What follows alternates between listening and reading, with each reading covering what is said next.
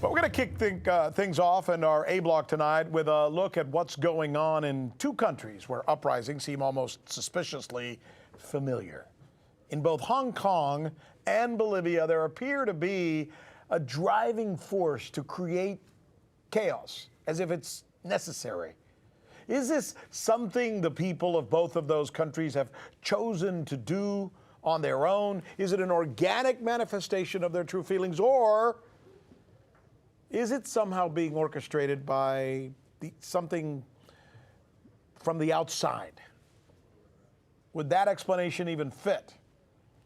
Joining us now to talk about this is, well, two correspondents, really. We have News with Rick Sanchez special correspondent Michele Greenstein, who's covered the chaos in Hong Kong, has been there, and now producer Enrique Riviera, who is an expert on Latin America and, in fact, has a doctorate in Latin American history. Enrique, let's start off with you. Let's play some of the video of what we saw that was going on over the weekend in Bolivia. Take us through it and tell us about its relevance. Okay, so here we see Evo Morales celebrating his victory after the October 20th elections. It's important to note that Evo Morales was favored in every single poll in Bolivia leading up to these elections. The question was whether or not he would win by the 10% margin that is required for an outright victory and avoid a second round. Here we see violent protests which erupted immediately after the election results came out.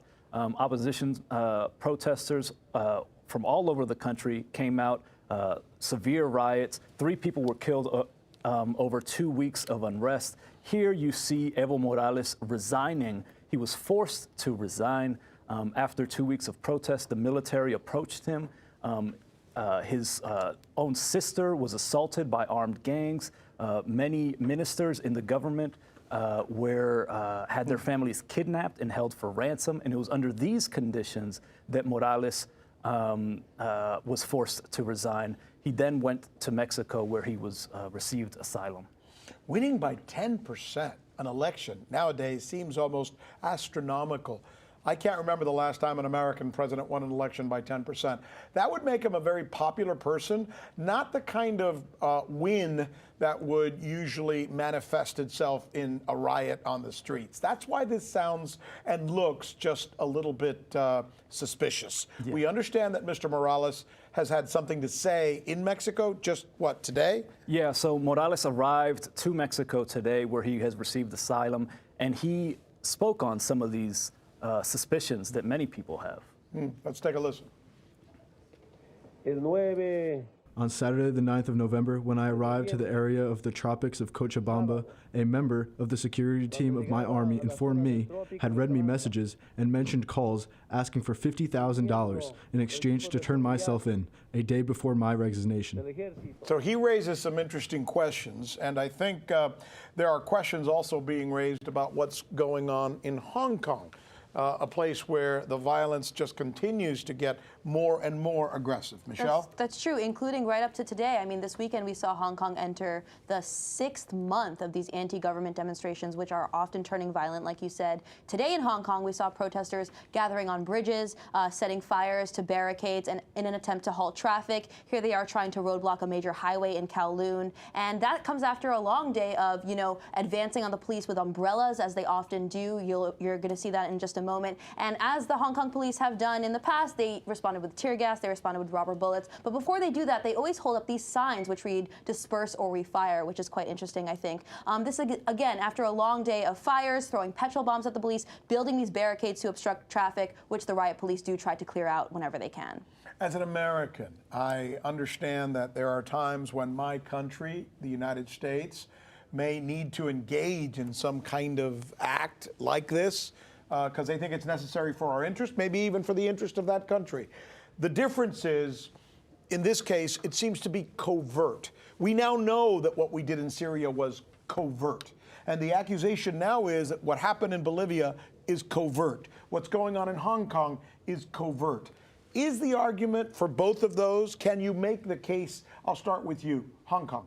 Well, here's what you could say about it being covert. Even though a lot of these relationships between the Hong Kong opposition politicians, Hong Kong opposition media, and U.S. organizations and politicians are not secret, they aren't the official policy of the United States. So we do have some evidence of these, so-called covert operations. I'll run through a few of them just briefly. Let's start with the media. Jimmy Lai, who's the owner of the most widely read tabloid in Hong Kong, who actually was declared by the U.S. government via WikiLeaks cables, we know, as someone who has the ability to, quote, shift conversations, is someone with a lot of links to the U.S. Here he is speaking at the Foundation for the Defense of Democracies. Interestingly enough, during this conversation, he called the United States a country with, quote, moral authority over China. So that's interesting as well. But this is an organization, the FDD, with 2 former CIA directors advising them, as well as 12 former National Security Council members. So very embedded with Do the math, right?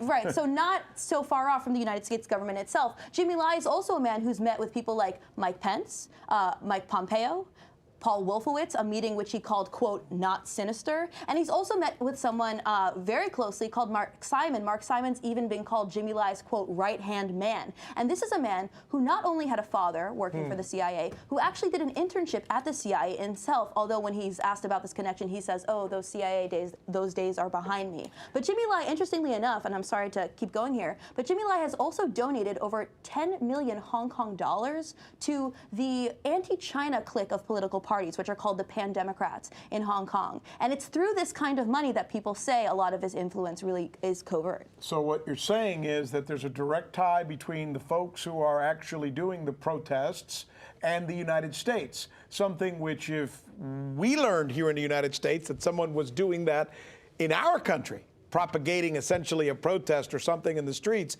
we would be furious. What's the case for what's going on in Bolivia? So with Bolivia, I think weeks before even the elections began, journalists in Bolivia and throughout Latin America were reporting that a coup was being planned. Wow. One journalist went so far as to matter-of-factly state a civic military junta will take power after the October 20th elections.